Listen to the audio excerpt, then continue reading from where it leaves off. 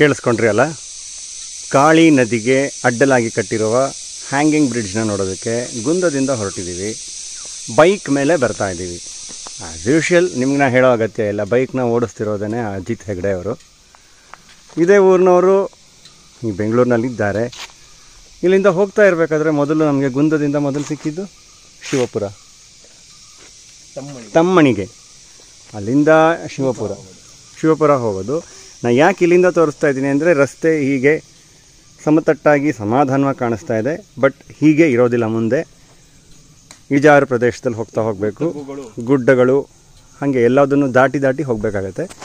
So ನಿಧಾನಕ್ಕೆ ಬರ್ತಾರೆ. So ಹೀಗೆ ಹೋದರೆ ಈ ದಾರಿಯಲ್ಲಿ ಕಾಲು ದಾರಿ ಕಾಣುತ್ತೆ.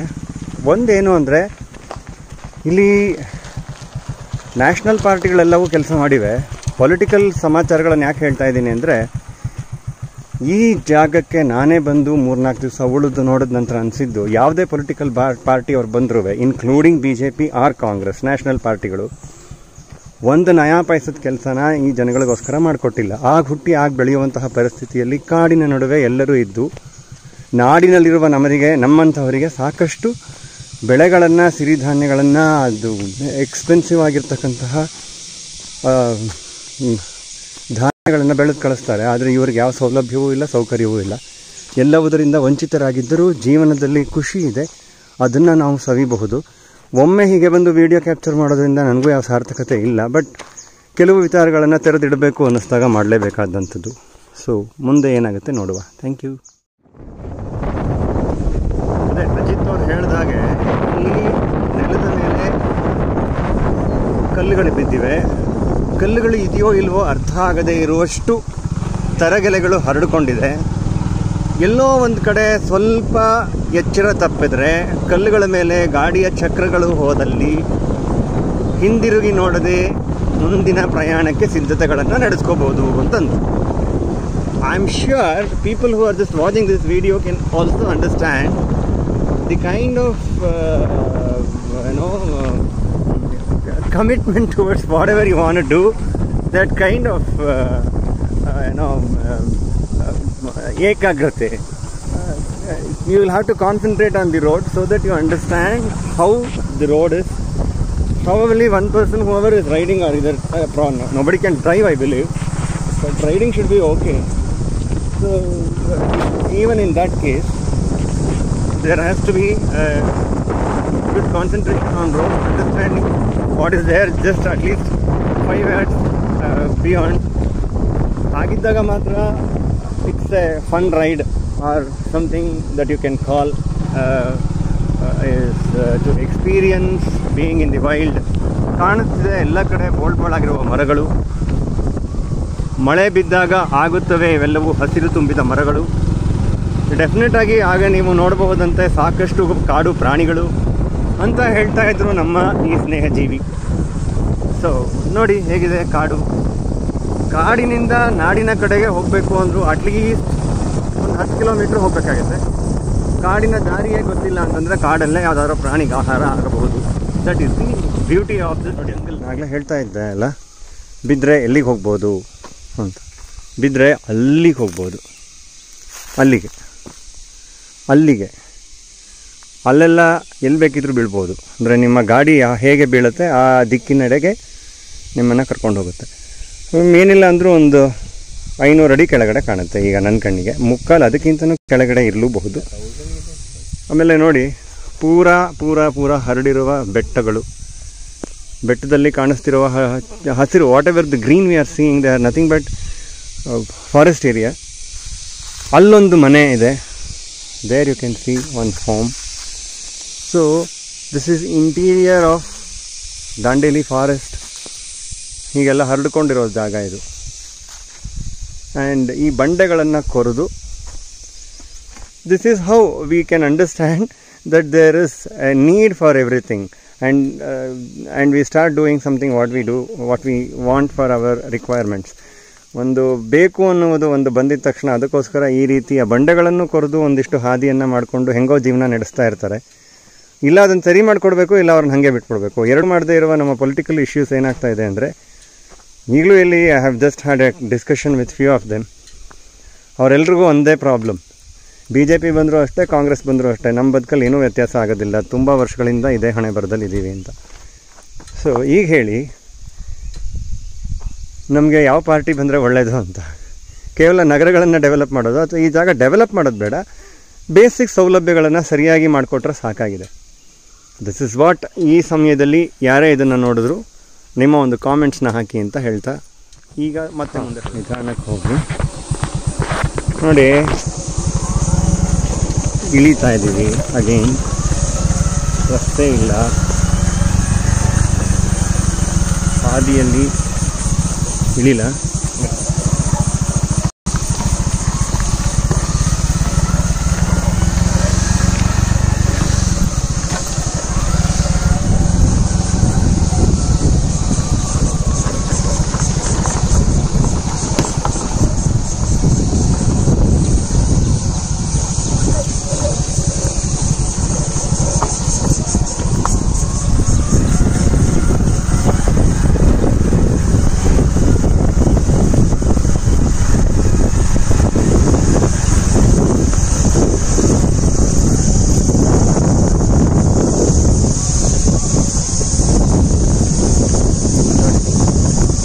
ನೋಡಿ ಎದುರುಗಡೆ ನಿಮ್ಮ ಕಾಳಿ ನದಿ ಕಾಣಿಸ್ತಾ ಇದೆ.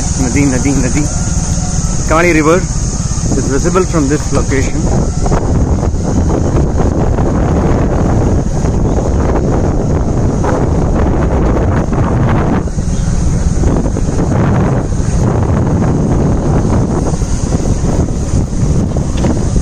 ಓ, ಗಾಡಿ 4 ವೀಲರ್ಸ್ ಬಂದಿದೆ.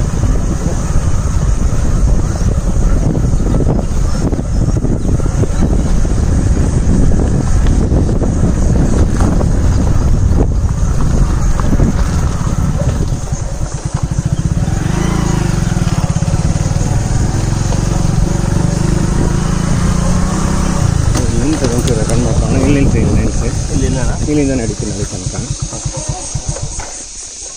ಓ, ಬೋಟ್ ಇದೆ. ಇದು ಕಾಳಿ ನದಿಗೆ ಅಡ್ಡಲಾಗಿ ಕಟ್ಟಿರುವ ತೂಗು ಸೇತುವೆ. I'll just give you some information or inputs about this. This is the bridge.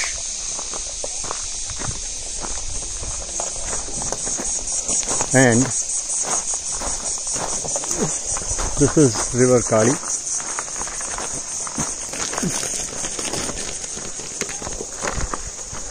Uttara Kannada ಜಿಲ್ಲೆಯ ಜೊಯ್ಡಾ ತಾಲೂಕಿನ ಶಿವಪುರ ನಡುಗಡ್ಡೆಗೆ ಹೋಗಲು ತೂಗು ಸೇತುವೆ 300 ಲಕ್ಷಗಳು ವೆಚ್ಚ ಆಗಿರೋದು. 234 ಮೀಟರ್ ಉದ್ದ, 1.50 ಮೀಟರ್ ಅಗಲ ಇರೋದು. ಸೊ ಲೋಕೋಪಯೋಗಿ ಬಂದರು ಹಾಗೂ ಒಳನಾಡು ಜಲಸಾರಿಗೆ ಇಲಾಖೆ ವಿಭಾಗ Sirsi. So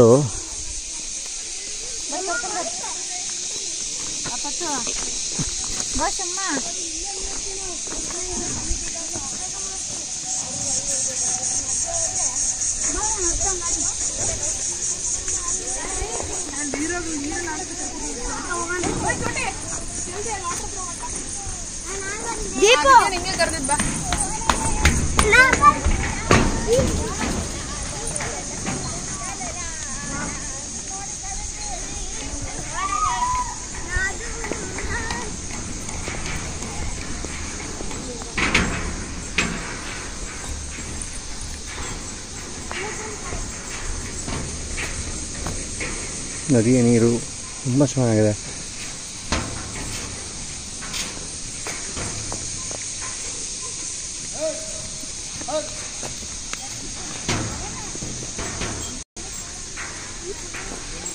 This is backwater, and you can see those trees inside, which is a very clear indication that this is backwater.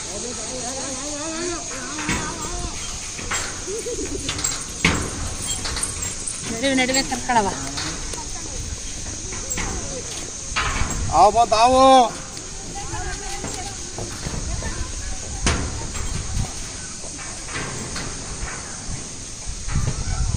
vehicles move on this bridge, floating bridge.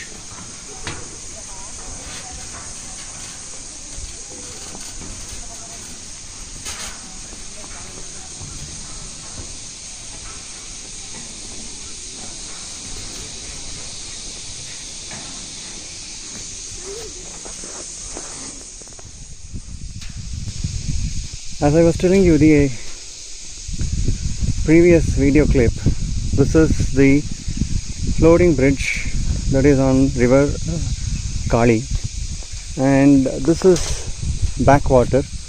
You can see the entire vision here.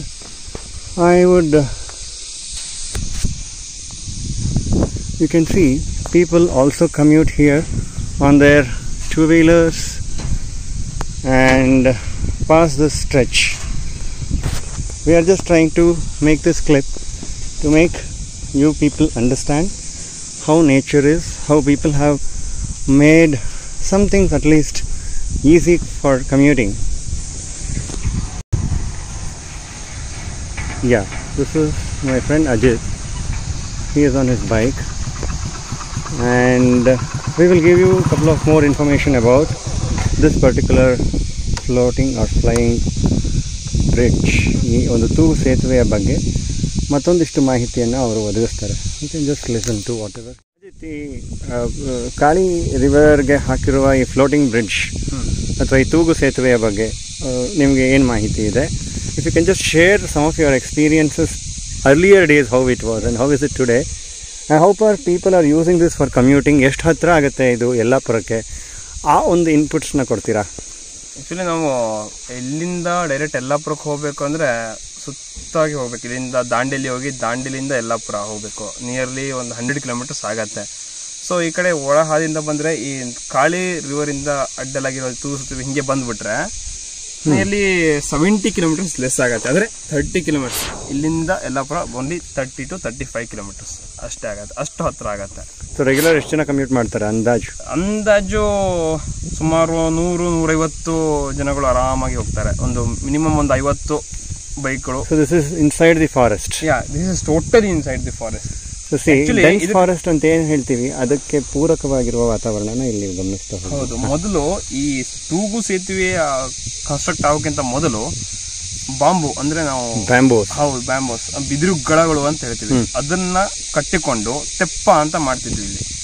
ಇಲ್ಲಿಂದ start ಆಗಿ ಅಲ್ಲಿಗೆ ಎರಡೂ ಕಡೆ ಹಗ್ಗಗಳನ್ನ ಹಾಕಿ ಅದ್ರ through ನಾವು ಗಾಡಿಗಳನ್ನ ಮನುಷ್ಯರನ್ನೆಲ್ಲ ಸಾಗಾಟ ಮಾಡ್ತಿದ್ವಿ. ಹಾಗಿದ್ದ ಪರಿಸ್ಥಿತಿ ಈಗ at least once people and politicians ಮತ್ತು ಇನ್ಯಾವುದೇ ಒಂದು ಪಾರ್ಟಿಯವರು ಈ ಥರದನ್ನೆಲ್ಲ ನೋಡಿದಾಗ ಇಲ್ಲಿಯ ಜನರಿಗೆ ಬೇಸಿಕ್ ರಿಕ್ವೈರ್ಮೆಂಟ್ಸ್ ಏನೇನು ಮಾಡ್ಕೊಡ್ಬಹುದು. ಯಾಕೆಂದ್ರೆ ಎಜುಕೇಶನ್ ಕಷ್ಟ ಆಗ್ತಾ ಇದೆ ಮಕ್ಕಳಿಗೆ, ತುಂಬಾ ಕಷ್ಟ. ಇಲ್ಲಿ ಯಾವುದೇ ಆದಂತಹ ಆಮೇಲಿಂದ ವಯಸ್ಸಾದವರು ಅಥವಾ somebody is having some health issues ಅವರನ್ನೆಲ್ಲ ಟ್ರಾನ್ಸ್ಪೋರ್ಟ್ ಮಾಡೋದು ಕಷ್ಟ ಆಗುತ್ತೆ. ಅಂತಹ ಒಂದು ಆಲೋಚನೆ ಇಟ್ಕೊಂಡಾದರೂ have some commitment and do something to our nation.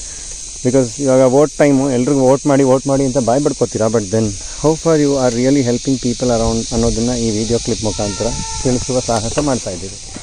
Thank you.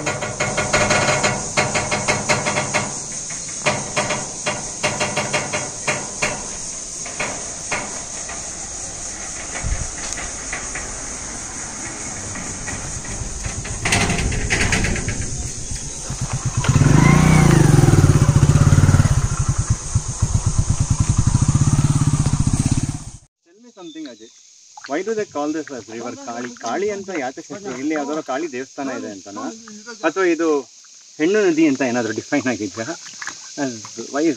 why that they call this river Kali? Photo ले आप दोनों साथ में. एक मिनट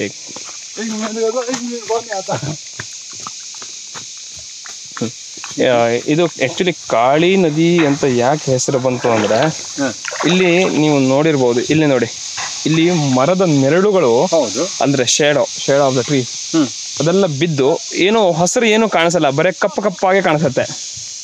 ಮರದ ನೆರಳುಗಳು ನೀರಿನ ಮೇಲೆ ಬಿದ್ದರಿಂದ ಬರೇ ನೀರು ಕಪ್ಪಾಗಿ ಕಾಣಿಸೋದ್ರಿಂದ ಇದೇ ಹೆಸರು ಕಾಳಿ ಅಂತ ಹೆಸರು ಬಂತು. ಅಂದ್ರೆ ಕಪ್ಪು, ಕಪ್ಪು ಅಂದ್ರೆ ಕೃಷ್ಣ. ಆದ್ರೆ ಇಲ್ಲಿ ಕೃಷ್ಣ ಆಗ್ಲೇ ಒಂದ್ ಕಡೆ ಇದ್ದಿದ್ರಿಂದ ಈ ನದಿಯನ್ನ ಕಾಳಿ ಅನ್ನಲಿಕ್ಕೂ ಸಾಧ್ಯ ಇರಬಹುದು. Kali as it is, it relates with black. Yes, that's the reason they call this as river Kali. ಯಾಕೆಂದ್ರೆ ಸುತ್ತಮುತ್ತ ಎಲ್ಲಿ ನೋಡಿದ್ರು ಮರಗಳೇ ಇರೋದ್ರಿಂದ ಎಲ್ಲಿ ಕಾಣಿಸಿದ್ರು, ಎಲ್ಲಿಂದ ನೋಡಿದ್ರು ನಿಮ್ಗೆ ಕಪ್ಪಾಗೆ ಕಾಣಿಸೋದು. ಯಾವುದೇ ಆಂಗಲ್ ಇಂದ ನೋಡಿದ್ರು ದಟ್ಟ ಕಾನನಗಳ ನಡುವೆ ಉಗ್ರ ಸ್ವರೂಪದಲ್ಲಿ ಹರಿಯುವ ಕಾಳಿ ನದಿ ಅಂಡ್ ಇಲ್ಲಿ ತುಂಬಾ ಜಾಸ್ತಿ ಮೊಸಳೆಗಳಿದೆಯಂತೆ. ಹುಷಾರು. ನಮ್ಮ ಹತ್ರ ಬಂದಿಲ್ಲ ಬಿಡಿ, ನಾವು ವಾಪಸ್ ಹೊರಟೋಗ್ತಾ ಇದೀವಿ. ಅದೇ that is the bridge, you can see that bridge. ಹಂಗೆ ಬ್ರಿಡ್ಜ್ ಕ್ಯಾಪ್ಚರ್ ಮಾಡಿದ್ವಿ, ತೂಗು ಸೇತುವೆ.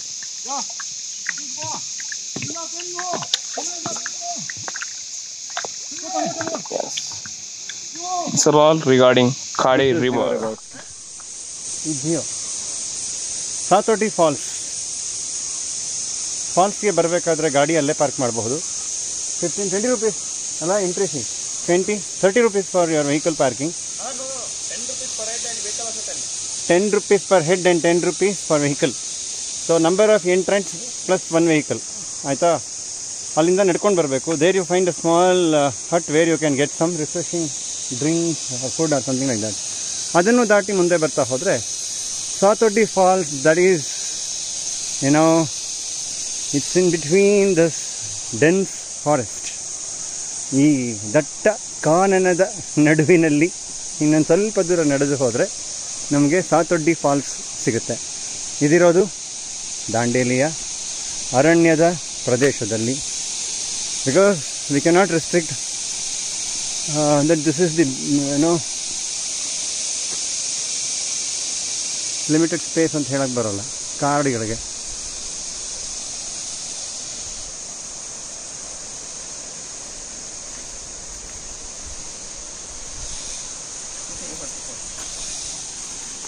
Mini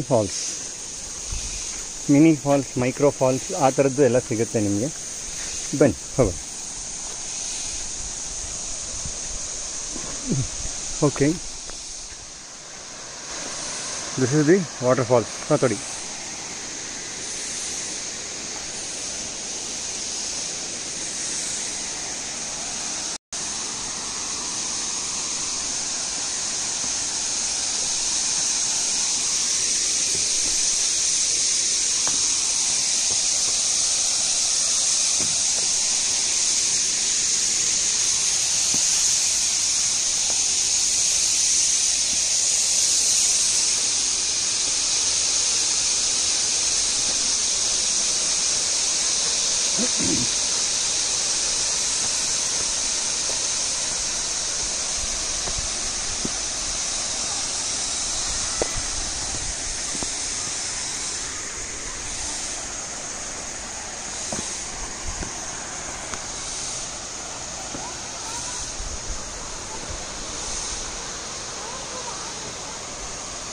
I have nothing to speak about such a wonderful falls, Sathodi Falls.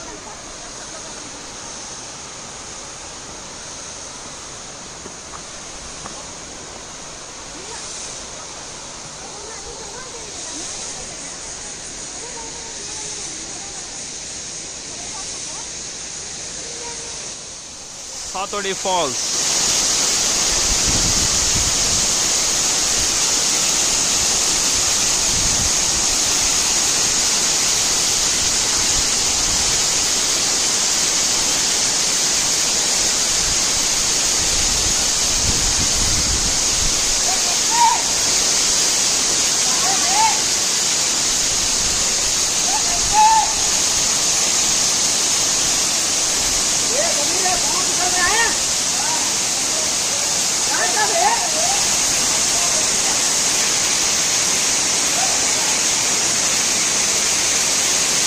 एक मिनट भाई.